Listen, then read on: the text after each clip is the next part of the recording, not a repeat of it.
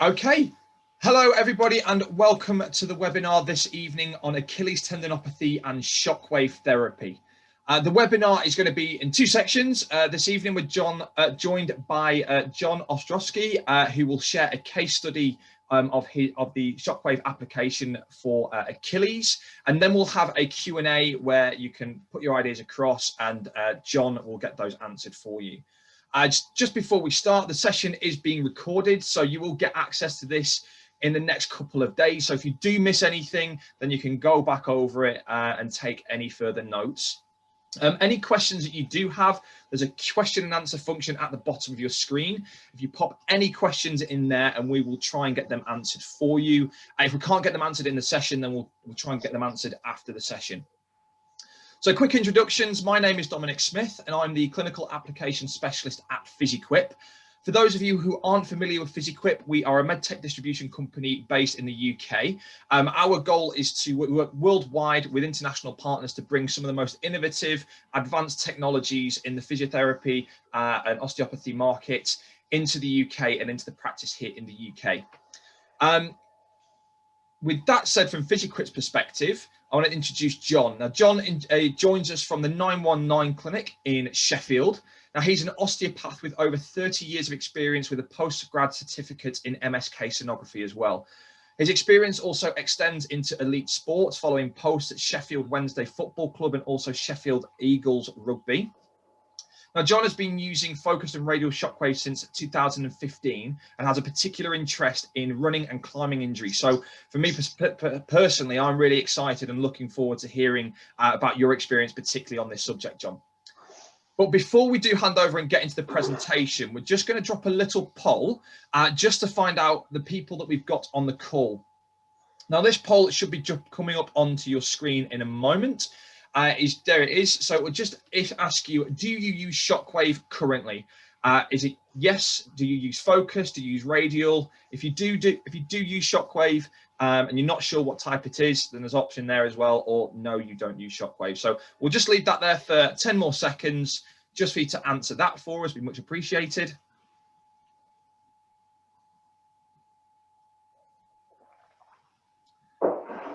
Okay, I think we should have enough answers. Just leave it on there for 2-3 more seconds and done. And we'll just pop up the results now just so John and I can have a look who is on the call. So, okay, really good mix. So there's not a lot of people there, John, that use shockwave. However, we do have a mix of focus users, radial, and some who aren't too sure. So that is good to know. So with that all done, John, I will hand over to you so you can deliver your case study.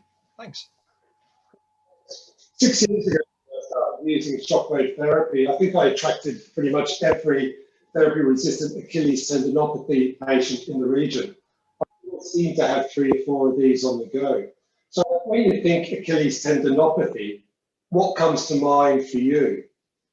Well, obviously, it comes in various guises. This one here, if we start off the supposed to guess what that is, but we've already shown it, unfortunately. Okay, so this one we can call that an insertional tendinopathy. And the reason we can call it that, it conforms to the characteristics as described by Van Dyke in 2011. And these include a bone spur, calcifications in the tendon, small tendon tears, and all in the pre-insertional 2 centimeters. And if we go on to a different type of presentation that many will see fairly regularly, as we go more proximally in long axis, you can see this nice fusiform swelling, and that's between the 2 to 7 centimeters proximal to the insertion. So we can call that a mid-portion tendinopathy. Again, that conforms to Van Dyke's description of this. And a totally different presentation, which I see rarely, fortunately, is this one here. And this is an erosion. So this is an insertional tendinopathy with an erosion.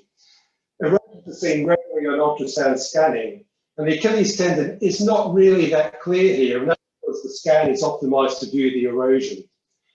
The point I'm making here is these 3 cases all presented to me complaining of similar symptoms, and we need to, I think, accurately characterize and describe the clinical findings and correlate these to a clinical assessment to confirm if this is really what the patient is complaining of.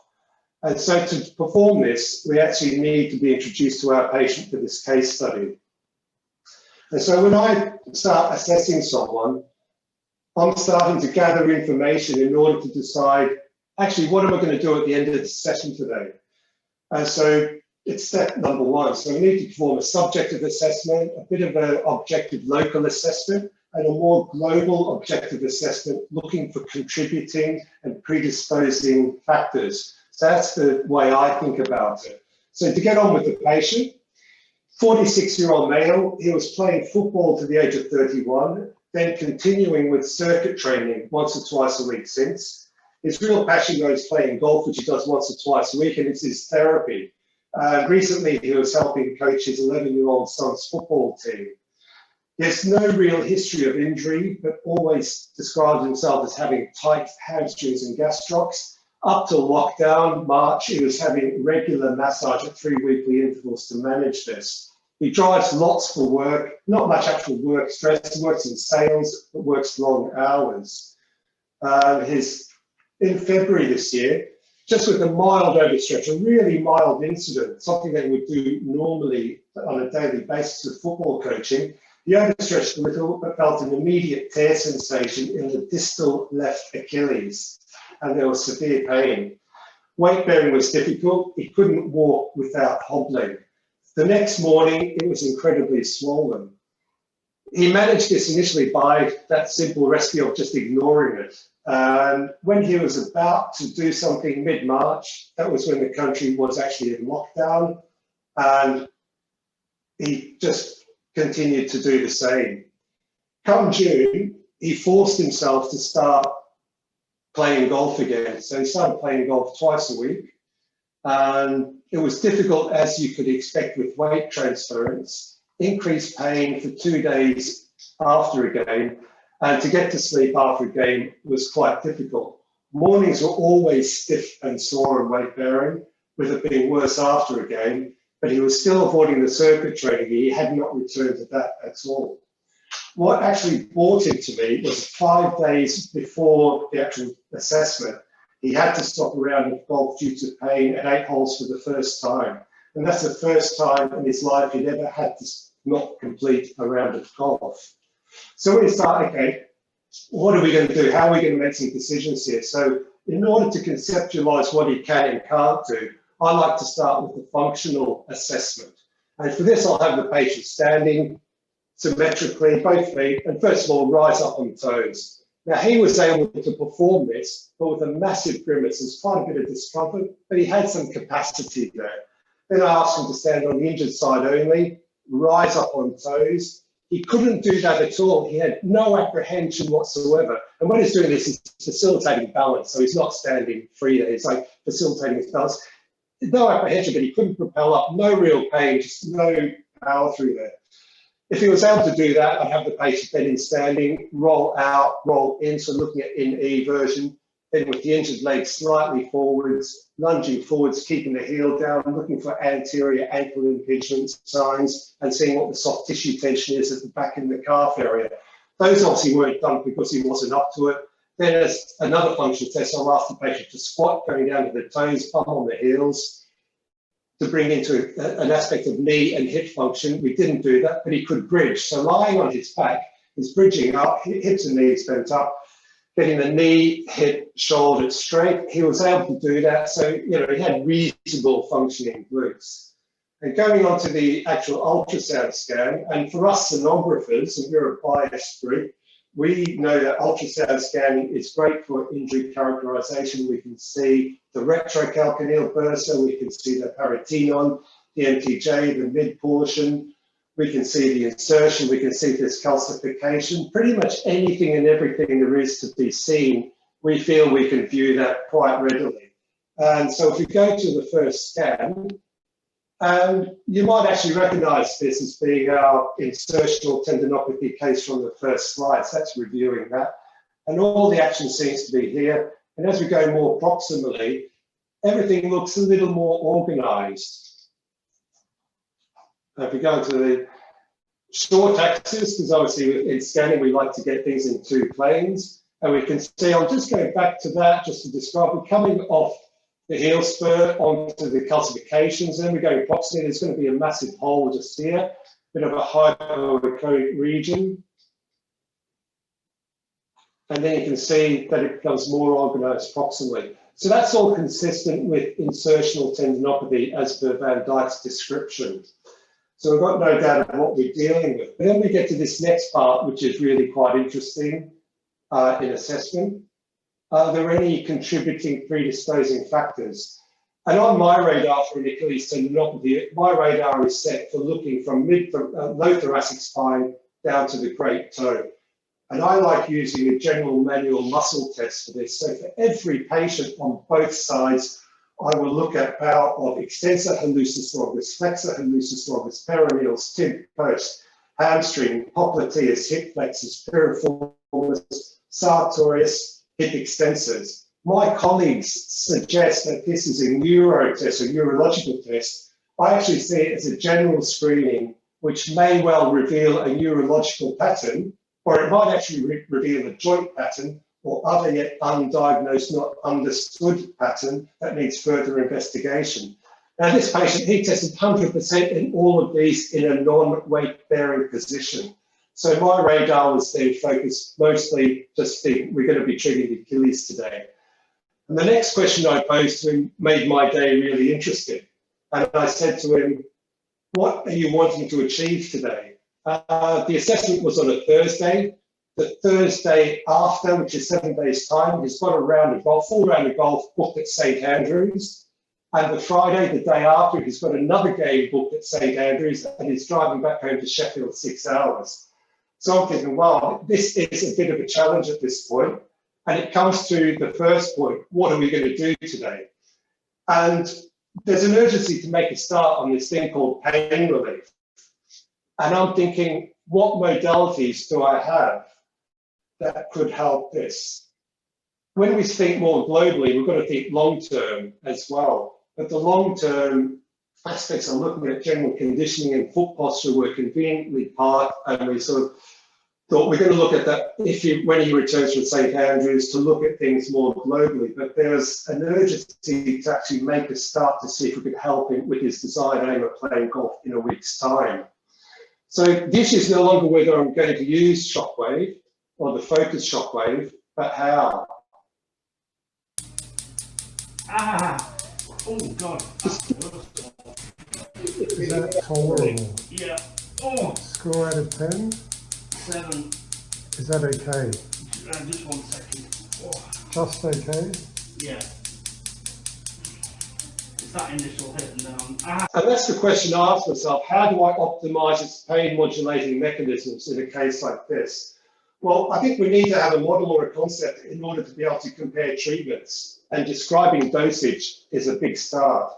And so how do we describe dosage? So we've got the energy flux density, that's the power dial on my machine. It goes from 1 to 20 intensity. That's 0.02 to 0.4 millijoules per millimeter squared. That's a fairly standard power range for a focused Shockwave device in this physiotherapy environment. And that is the maximum amount of energy that's transmitted through an area 1 millimeter squared.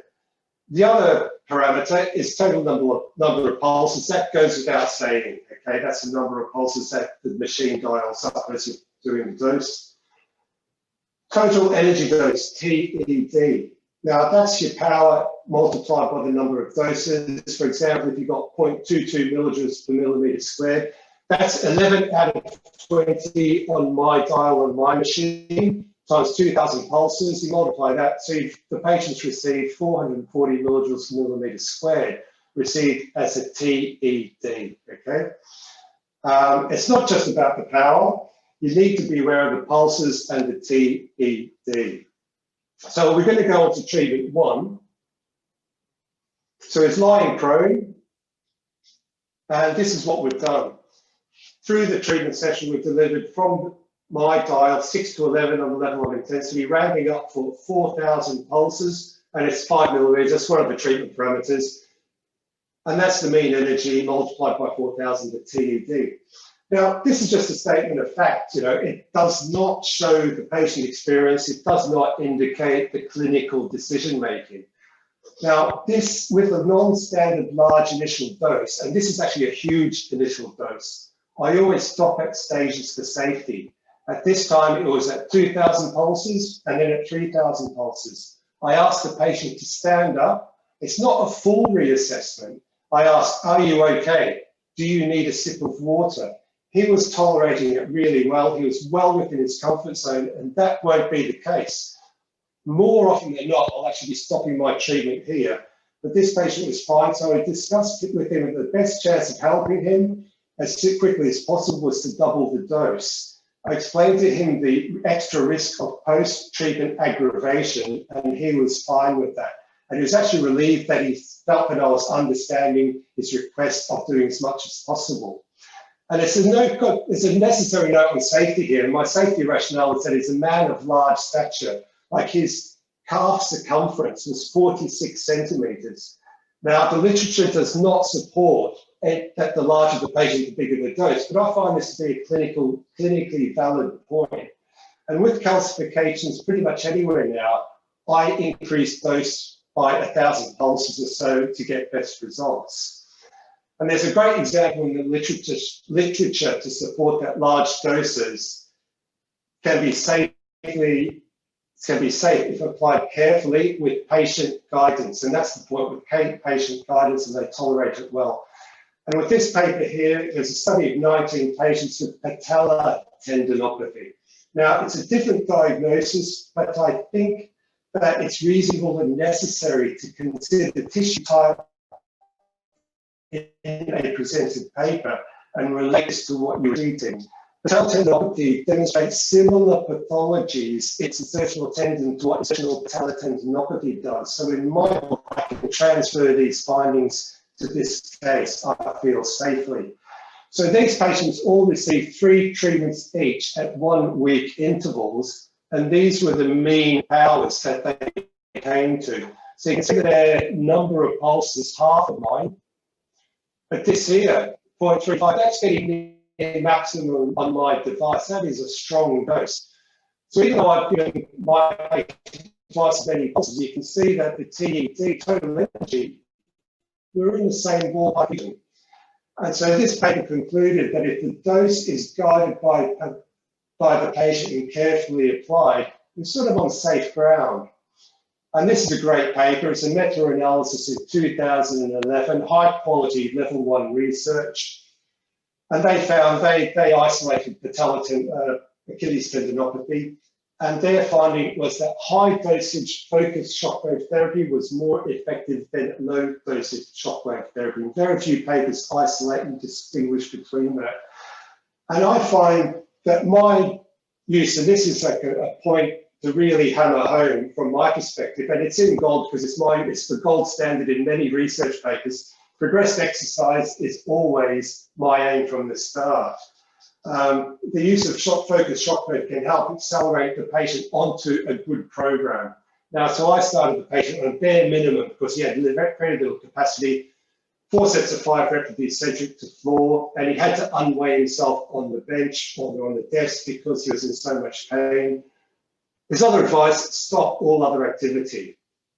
He asked if he could play golf 2 days later. We said, no, your aim is to play golf at St. Andrews in a week's time. So the patient comes back. This is before the St. Andrews trip. 5 days later, he's going to St. Andrews tomorrow, the Wednesday, playing on the Thursday. He's asked to stand on his left leg. So stand on your left leg only there, please. Fingertips on the wall. Is that playing okay? Go rise up onto your toes and down. That's quite good. How much pain? Could you do that last time? No. Not at all. That's great. So you can see that it seems to be much improved on assessment. Steady. I'll just stop that there. But this is what he's done. He actually did play his round of golf on the set day, got rained off. He then went circuit training, which he had not done since his injury in March. He's a real patient, and sometimes real patients do what real patients do. But he was a lot better still, and this is what we did in the treatment.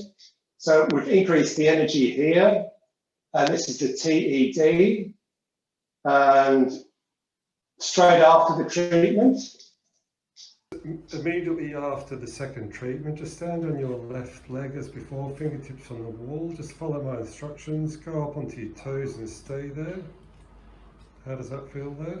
Fine. Down. Go up onto your toes. And if you feel happy, just hop once. Stop. Is that painful?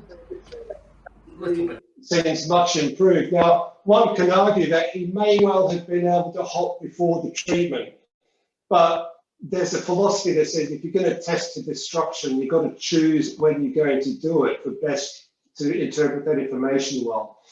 So in 2 days' time, he's going to be playing golf, or will he? And we're going to see him again 5 days after he returns, and that's on this slide here.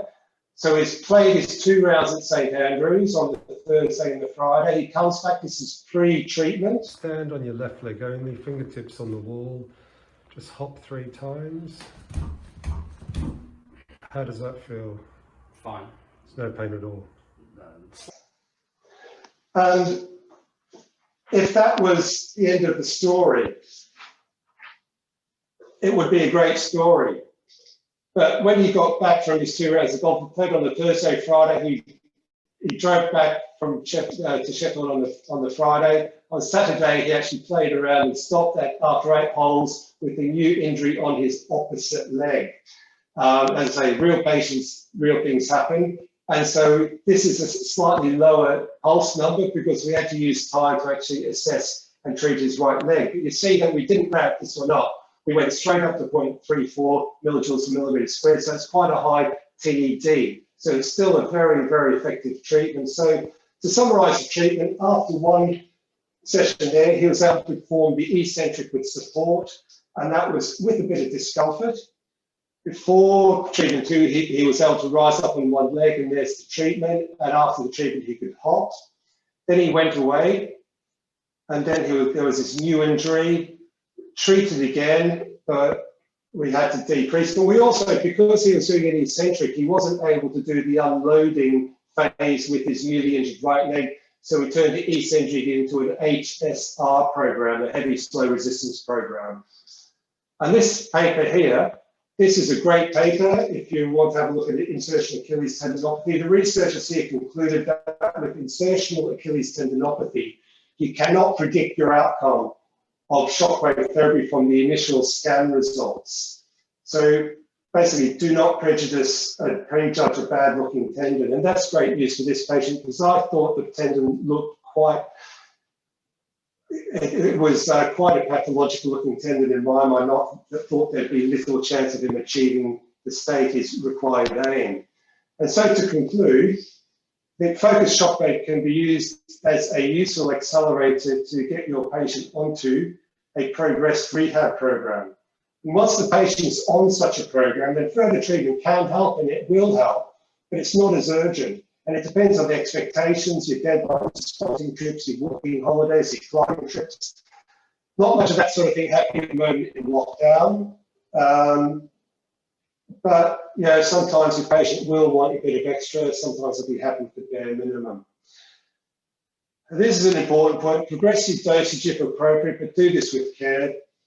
Ease into it with experience. Don't rush into it or feel forced to do what I've done here. When I'm explaining to patients the risks of increasing dose, I also say to them, well, actually the biggest risk, this one I find, the biggest risk is you might actually improve. Keep it safe. From a general physio perspective, I think this is an important point.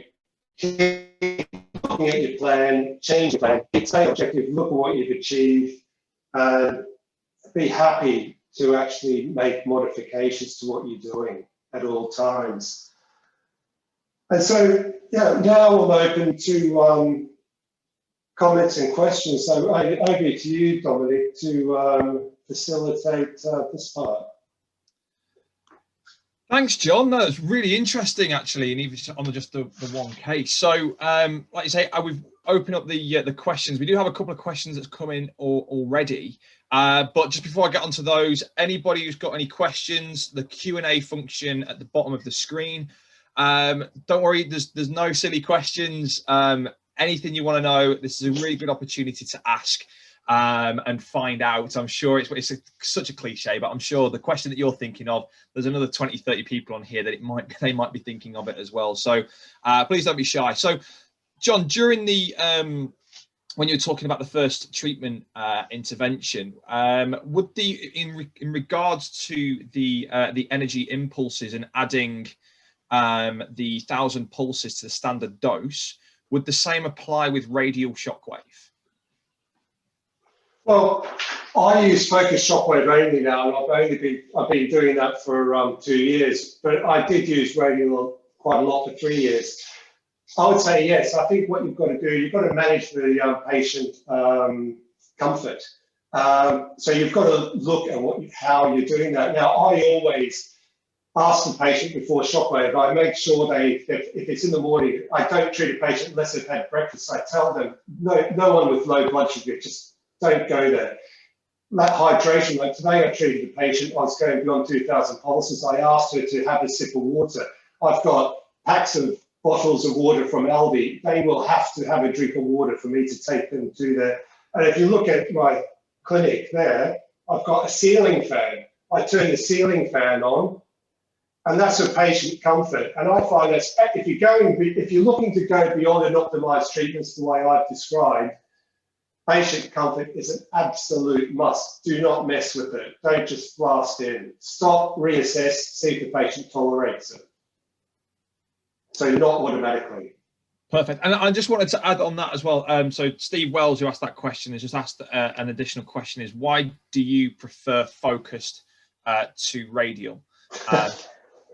Or let's say prefer. Do you have a preference? I suppose. And why do you use? I prefer focus. I only have up to 2 years ago I used radial. I traded that in, and I have focused only.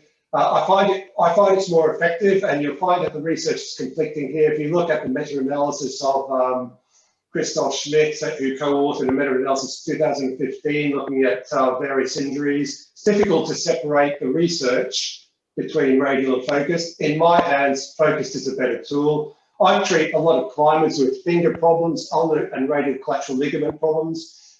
You can use radial on the IPs, the interphalangeals, the proximal IP and the distal IP. It's just too painful to do though, and your patient will not be able to tolerate it. I treat quite a few patellar tendinopathy patients, and if you try to engage your radial machine in that medial gutter of the patellofemoral joint, you will find your patient will leap up. But focus does that elegantly. But the research doesn't support what I'm saying, but in my hands, it's a better tool.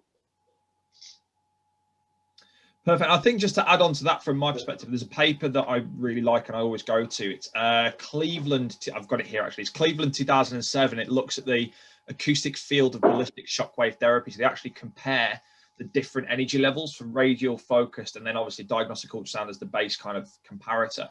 It's a good paper.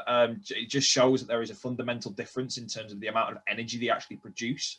And a lot of the papers that you read, whether reviews and meta-analysis and that kind of thing, one of the things that they do mention is that they are two different energy sources that will have an effect on tissue response. Would you agree with that, John? I think they have to be assessed differently. I don't think, if you're talking about the IEC Sharp Rise electrotechnical committee, I think it's not a valid way to look at output of radial, because with radial, because that's done as a single pulse test. When you're looking at radial shockwave changes its characteristics as frequency increases. So you have to test radial shockwave at higher frequencies, which the laser hydrophone that they use for the single pulse IEC thing cannot do, because there's lots of science behind that, but it's not a valid retest. You have to look at it differently. You have to use, I think they call it shadow imaging, to test the output of a radial shockwave. So it's two different beasts really, looking at sharing the same space. It's like a tank and a Formula One car. They're good at certain things, you know. Cool. So one of the other questions that's come in is, with your patient, did you do anything else to fix the problem in terms of, did he have calf tightness, any overpronation, or did you just work with progressed eccentric exercise and Shockwave? Well, I did palpate the medial calf, and the medial calf was really tight, massively tight. When I started his first Shockwave dose, he was feeling pain radiating up into the calf, exactly where he's felt his calf tension for 20 years that his massage therapist has been trying to release. He, through the dose of the focused Shockwave, he had a massive release of that whole area, more so than he's ever experienced. So for him, I didn't, but I was acutely aware of the necessity to do that, and he's on a stretching program now. If that didn't release, then I would have followed that up, particularly working on his medial gastroc and also into his hamstrings, particularly looking at sort of long-headed bicep femoris, which I find is a massive contributor to these issues. So not in his case, but the radar is there for the whole lot. That goes into my global assessment when I'm looking at the muscle strengths, and that gives me the target of these things, actually what he's complaining of today, to help focus my attention. I don't know if that's answered it, has it? What's that? Yeah, no, that's answered. I think that's answered it for, Yeah. I hope that's answered it. Yeah. So Reese Hughes just asking, just to confirm, was it a distal Achilles tendon tear or just a tendinopathy? Well, you can see in the, there was a heel spur, there were calcifications, which was probably calcium, hydroxyapatite disease, you could possibly call it, a little bit of that, but there was a bit of mature shadowing in there. And there was evidence of a bit of delamination sort of adjacent to that. So I see the pain as being coming from the soft tissue interface between the calcification and the actual tendon. You can see that there was that hypoechoic, a lack of fibrillar pattern there. So I think it's impossible to say exactly where the discomfort's coming from, because there's spectrums of symptom from those regions. If that helps clarify my thoughts on that. Yeah. And I think just on the tendinopathy thing, like in terms of like the research that's out there with tendinopathy, I was actually quite surprised that it's really mixed. Considering that, you know, Achilles tendinopathy and Shockwave just seems to be just hand in hand. If somebody has an Achilles, it's pretty much Shockwave is a good modality. One of the aspects is that there's quite a few papers that don't differentiate whether it's an insertional or non-insertional tendinopathy, which I think is a really important note. But from that perspective, have you seen a difference in the response from a mid portion of non-insertional versus insertional, or do you get the same response anyway? I see a different response specifically to the patient's response to Shockwave. Like when I'm performing Shockwave, my aim is to take the patient usually to a level of 6 out of 10 on a comfort scale or a discomfort scale. And with insertional Achilles tendinopathy, which is what we were dealing with there, we always reach that. There's always a point where the patient has discomfort. In mid portion, quite often I'm actually on 20, on full capacity, and they're not really reproducing any discomfort. So that's the first point, but that's not really answering your question. But they're two different problems, and if you see the research, I think there's differences in the literature as to causation, where some papers will say the insertional tendinopathy is predominantly the more active patient who is developing traction through the emphasis and creating that damage, whereas the mid-portion tendinopathy may well be more of a degenerative lack of healing response. So it's more a disease, it can be more a disease-orientated pathology. But I still do see the fusiform mid-portion in the active, and I still do see the insertional in the non-active, probably more the disease-oriented pathology there. Cool. And I think on that was coming back to sort of the Shockwave application as well. Steve Wells is asking, is there an optimum frequency? And I presume that's like frequency per shock with Radial for the Achilles. And I'm going to ask the same with, is that the same as focused as well? So he's asking, is it optimal frequency? When you look at Radial machines, what you've got to do, you've got to go to your equipment distributor. And you've got to look at the results from the shadow imaging assessments. And shadow imaging is a way of testing the output of a radial device, and what you've got to do is see at what frequencies you're getting the most cavitation.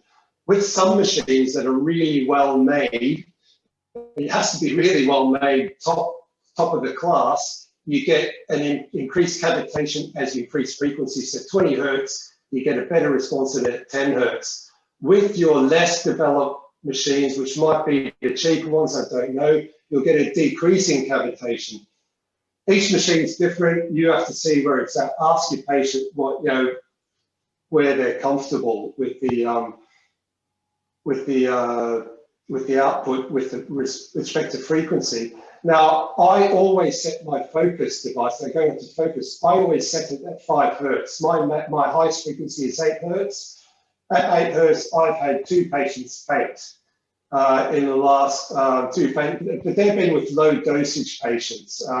And they're patients who have actually experienced episodes of fainting in the past, like with blood tests, and had demonstrated. So that's one of the precautions I always ask. Have you fainted during a medical process in the past? What do you like at the dentist?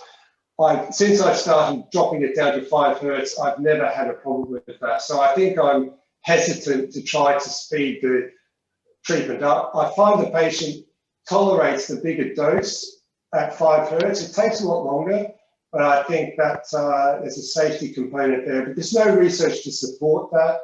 Maybe there'll be a body of evidence that will support that in the future. When you say a bigger dose, do you mean the energy input per shock is more? No, I'm talking about a longer treatment. You know, going from the, because most papers have a consensus of 2,000 pulses being a full treatment.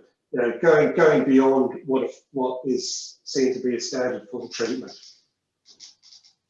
Okay, cool. And one of the questions that's come through as well is that obviously you use diagnostic ultrasound. Not everybody on this call probably uses diagnostic ultrasound or is trained in it. And I know it gives you a much better clinical view and a clearer view, but is it always required before Shockwave, or can it be applied on something that when you've done your functional testing and you're the testing that's a clear and obvious tendinopathy, can you just use it without diagnostic ultrasound?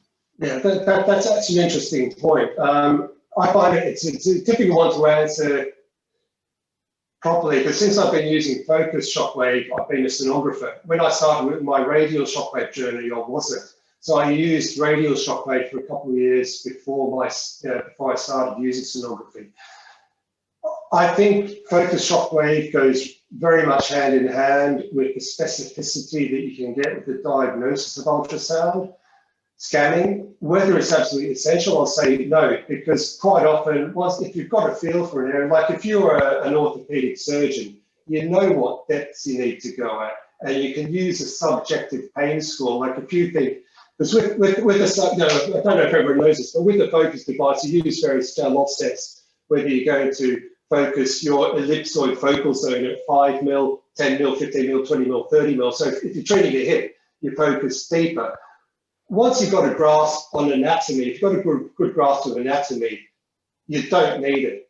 But is it helpful? Yeah, it's helpful. I think radial's more forgiving without the sonography, because radial is maximum input on the surface and dissipates to a degree as it goes through. But yeah, I find it's good. Is it necessary? No. Yeah. That's useful. And I suppose one of the other questions that Steve was asking as well is that you do your focus pinpoint directly on the tendon, but have you ever used the Shockwave further up the structure and actually going up into the calf and trying to find trigger points or anything like that? Do you ever work up the structure as well with the system? Well, you can do, but I think when you start talking about that, you're starting to talk about using more a massage technique. So, and I think there's a lot of radial devices that are marketed with different heads that don't actually give true shockwave. And I think once you start talking about trigger point sort of therapies, I think you're going away from what the focused device is really designed to do. But it doesn't. I'm not saying you can't do it, but I would massage. I would use my manual therapy techniques. I would use. other techniques if I was going to go more for the general trigger point approach. Right. And I suppose I want to go back to sort of the dosage stuff as well, because it's in this particular case that you've treated, it's quite a high dose. For those people who are familiar with the research out there, and I'm just looking at the 3 reviews that I've read, suggested that actually a lower energy shows satisfactory results. But with the high energy dose, the high doses, do you do that across the board, or do you vary it from patient to patient? No, I don't do it across the board. One cannot do this across the board. You have to be really careful. So you've seen my ceiling fan, and I've spoken about blood sugar. You need to make sure the patient feels okay. If I'm treating a tennis elbow, for example, I will do 1,000 pulses. That's half the normal dose. I will do a strength test at that point. Sometimes if the patient's look at the patient, like they might be sweating at that, even if it's 4 out of 10. Sometimes the patient is apprehensive. So you've got to get a feel of where the patient is with comfort being in your clinic, because it can be quite a big thing, you know. It's quite stressful sometimes for the patient. But if they're in their comfort zone and if they're getting good results, I never feel forced to. And I explained to the patient it wasn't a guarantee. Generally, first treatment, I rarely go beyond 2,500 pulses. Right. So generally just stick at 2,500, and then that's a go from there. I think that's usually enough for and ask the patient, look, I think you've had enough. And they'll usually say, yeah, thanks for asking. And it's important to ask the patient and see if they are in the comfort zone. Yeah. I just want to touch on as well, because it's a question that I actually get a lot, is that can Shockwave cause damage? If you do too much, can that be more detrimental? Well, there are papers that show, there is a research paper that's from about 10 years ago that demonstrating Achilles tendon rupture in a patient, but the patient had a calcaneal osteotomy, followed by steroid injections, followed by lots of medication, and 12 months after the last steroid injection, the patient had Shockwave and experienced a rupture. So that's in the literature, and I can send that to you if you've probably seen it. So it can, but if you start looking at a paper like that, that's not the general case. Like, you know, yeah. If you're looking at more the performance-based athlete who's getting back ready to play, I don't think it's, you know, I think you've got to be aware that you can actually overdo it. You can make the patient very tired if you do too much. The risk of damage, I think you've got to stick to where the research base is to start with and extrapolate from there. Because I think on that as well, it's like we work with quite a few sports teams, and we know that the athlete population is quite different to Joe Public in terms of, like, you know, you're dealing with runners and climbers who are putting their body and their structures through quite a lot of stress and strain. So one of the things that we've had from some of our other sort of experts in the area is that people who are putting their bodies under quite a lot of stress can tend to tolerate a lot more. So there are some places that are doing daily treatments, even sometimes twice daily. Have you ever done that in terms of like a really short space of intervention of Shockwave? And what's your thoughts and feedback on that? I've treated up to 3 times a week with the focused Shockwave. It is a big dose, but you wouldn't be doing the 4,000 pulses at a session. It's an interesting point that there was a British Shockwave Association conference 2019 in London, and Christoph Schmidt, a German researcher, like is there in the research, real opinion leader. His work with Fiorentina and AC Milan. So this is like from Italian top flight football, 2 Dosage League teams.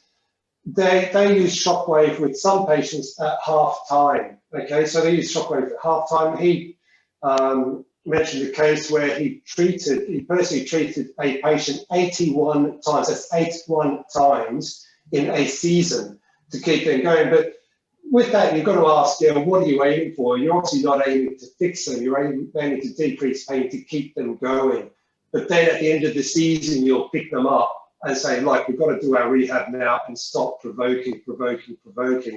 So that was a brilliant conference, and he mentioned lots of cases like that from sport where there was really intense usage. And prior, in the London Olympics, Nicola Mafuli, a great tendon researcher and real supporter of Shockwave, he will tell you how many how many medalists in total had Shockwave therapy within 4 hours of prior to actually their medal win.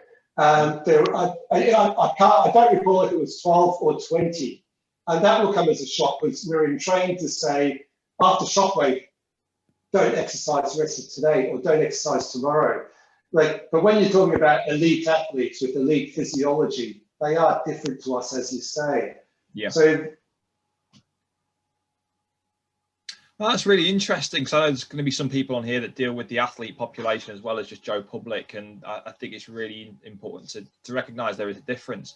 Andrew Hollingsworth has just popped on. Andrew, I know Andrew spoke to me a couple of times. It's nice to see you on. He's asked, have you ever seen the sonographic appearance of a tendon change in the short term as a result of Shockwave therapy?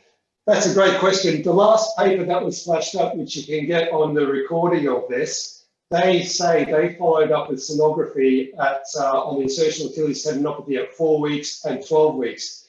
Their conclusion was that you can't predict if the patient's going to get better, but in the patients that did get better, they found that there was a clinical, a sonographic improvement in the calcific plaque size that was just measurable at 4 weeks and more marked at 12 weeks. Now, me and my sonography buddies, we would dispute that. I've treated insertional calcific tendinopathy successfully in a few cases. One, a decathlete who were treated finished about 8 weeks ago, back to full training. No change in the size of calcification, but fantastic change in function. So measure it, but don't expect it, is what I'd say. But read that paper, get hold of that paper. I was surprised to read those findings, and I doubt they actually found that, but I can't say that, can I? So. You've got to go on your own experience, haven't you? That's the main thing. Well, I hope that answers your question, Andrew. We've got time for literally a few more questions. So one that's just come in is, are there any other precautions to using Shockwave therapy other than the usual that we're kind of familiar with? I think so. This is going on personal experience. And patient number 2, who presented with that fusiform tendinopathy, I saw him 5 years ago when I was using Radial Shockwave, and I was treating his shoulder. And I didn't ask, but I certainly found out the next day when he phoned. He's a tinnitus sufferer, and I aggravated his tinnitus for 4 months after, which was quite a distressing time. But we managed that quite effectively afterwards. So I think if you're using Radial Shockwave particularly, and it's not a question that's brought up, and there's nothing in the research that mentions tinnitus, and even with focus Shockwave, if a patient suffers from tinnitus, I ask them that if I'm treating the shoulder or the cervical spine. So we've got that. I mean, is there any precautions around, like you say, using it around the spine? I know that I work with chiropractors that use it for like facet joint and things like that. Is Radial safe to use in that area? Are there any precautions around using that? Well, Radial, thing is, I'm a more experienced Shockwave user now than when I was using Radial, and I'm getting very good results with some therapy-resistant lumbar spine facet joint injuries, and same in the cervical spine. I think using Radial's dubious up in the cervical spine simply because of that tinnitus, the ear-ringing effect that you can get from it. Doesn't mean you can't do it, but you've got to be aware that there are precautions there.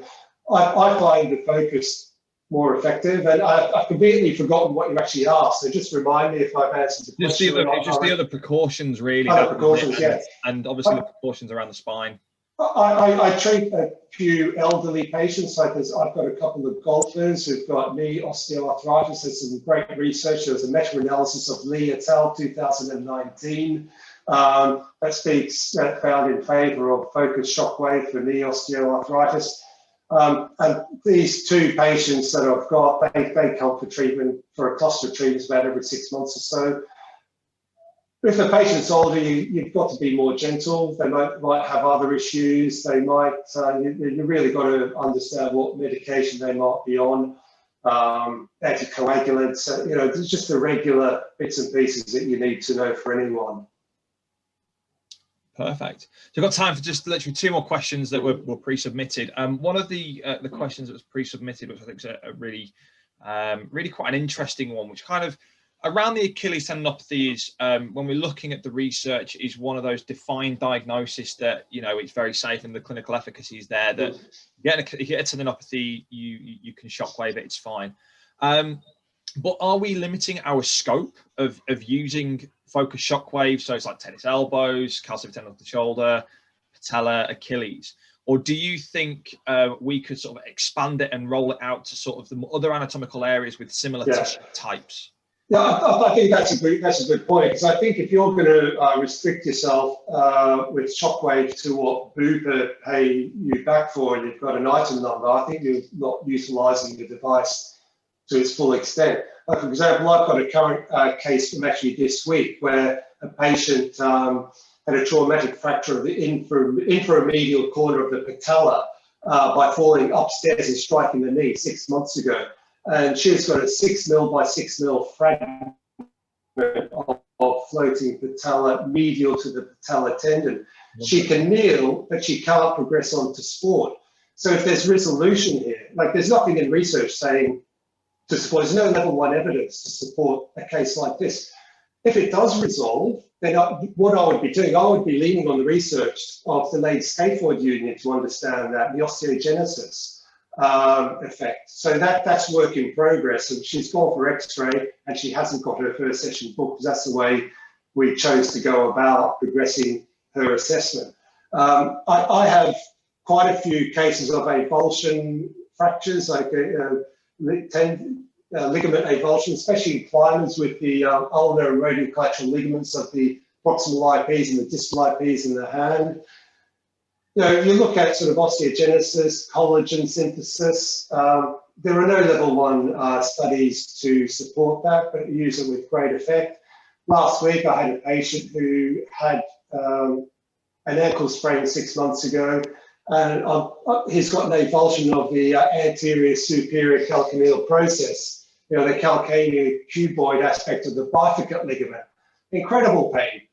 1 treatment of shockwave, and he works as a fencing contractor, and he's on his feet all day. He's almost fine after 1 treatment. But so I think we can roll it out. You've got to roll it out the thing is, I go to conferences, so I'm asking Christoph Schmidt questions. I'm asking Nicola Mafuli questions. I don't think you can go into this blind by listening to this, which is level 4 evidence.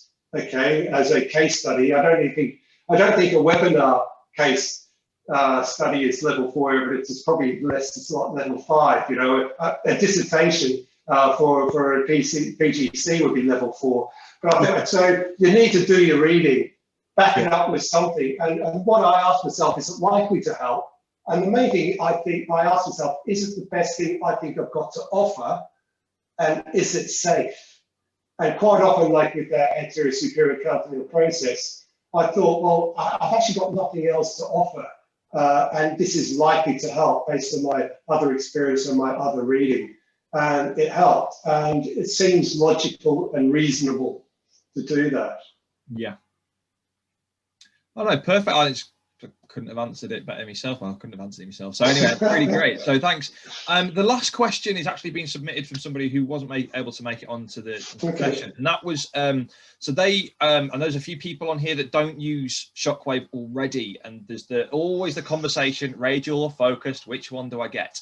Now, as somebody who has used both, now this person that's asked this question has already been quoted from a few other companies. And one of the things that was said was that getting a focus system is too much too soon. It's like you're trying to run before you can walk. Which for you, if somebody's starting up, would you take focus versus radial? I mean, just what's your thoughts on it? I think what you have to do is trial a machine, experience the machine, see how it fits into your schema of practice. Everyone's different. Like the focus machine is really great for the real, for people who love that nitty gritty of real specificity and diagnosis. When I purchased my focus machine 2 years ago, my question was, which focus device should I get? Should I get an electro-hydraulic or a pezzo? But at the time, I had £70,000 worth of focus shockwave devices in my clinic, which none of the manufacturers knew about. So I was trialing 3 different machines. And so you've not just got the focus versus radial. You've got, if you're going focused, which focused? If you're going radial, which radial? Because you'll see various differences. Say for the radial, people want to buy radial. Look at the shadow imaging. Make sure you know what happens as you go up the frequency range. Don't go into that one blind. You need to try them. I can't answer that for people, but I can tell them what to look at. I suppose it's take your time with stuff like the thing. I mean, obviously we do the piezo technology as well, and the thing we're always advising people is take your time with it. It's a big decision. You want to make sure you get it right. I mean, one thing that we do see is a lot of people are upgrading from radial to focus now. I think it's a big shift in that, but I think it is take your time, like you say, try as many as you can and see what your feedback is.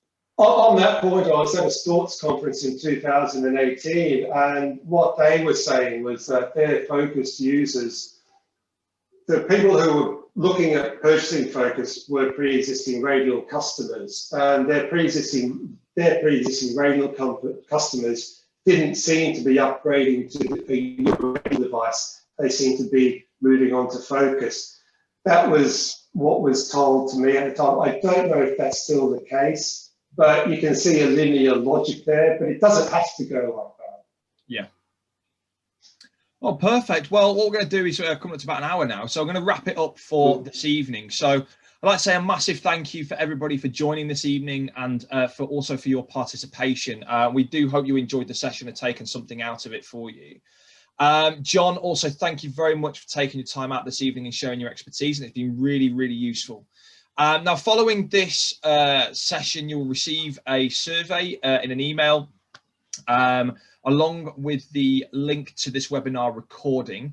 If you could fill in that survey, that'd be great to get your feedback, what you thought of the session, but also for any future sessions. So John's mentioned a few other things there around the hand and things like that we can look to do in the future. So if there's anything of interest, please let us know and we'll try and facilitate that for you. John, if you had to just flick onto the next slide for me, please. Because what we've got coming up is a product meeting. So obviously we discussed about a few different variations of Shockwave and also a bit around diagnostic ultrasound. So if it is something that is of interest to you, it's a small meeting, quite an informal meeting where we take you through the different variations of Shockwave are out there, and also what comes with the diagnostic ultrasound. So the details are there. We'll send that out in the survey as well in the follow-up email, and hopefully you can join us on that. Otherwise, for this evening, if you do have any further questions on the subject, then please get in touch with us. Our contact information is info@physiequip.com. Once again, thank you very much for your participation. Thank you very much, John. Everybody have a wonderful evening and stay safe. Thanks, John. Thank you. Cheers. See you.